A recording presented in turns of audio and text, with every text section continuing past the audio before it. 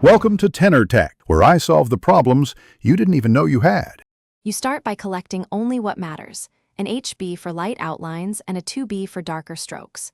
Once you have a ruler, compass, and protractor, you can place accurate margins and guides. This prevents sloppy proportions later. Sketch lightly on A4 or 8. 5x11 so corrections are easy. Make sure to have an eraser and sharpener within reach. Frequent sharpening keeps lines clean. Begin with a simple center guideline and a faint horizon to anchor the composition before adding details. You now block in major shapes and negative space, focusing on proportions instead of details. Once done, measure critical distances with your ruler or compass and mark reference points lightly. This avoids distortion. Work from general to specific. Convert faint outlines into cleaner contours as forms align, and check symmetry frequently.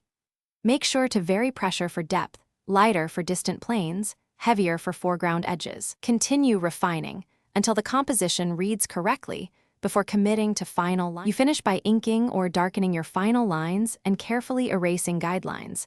This clarifies the schoolwork for submission. Once complete, add shading. Use crosshatch or soft gradients to indicate light source and cast shadows, which gives three-dimensional form.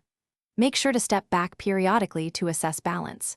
If proportions look off, correct with small controlled adjustments rather than heavy erasing. Sometimes reworking one area instead of the whole drawing preserves quality and saves time. Thanks for watching. Subscribe to keep your life in tune.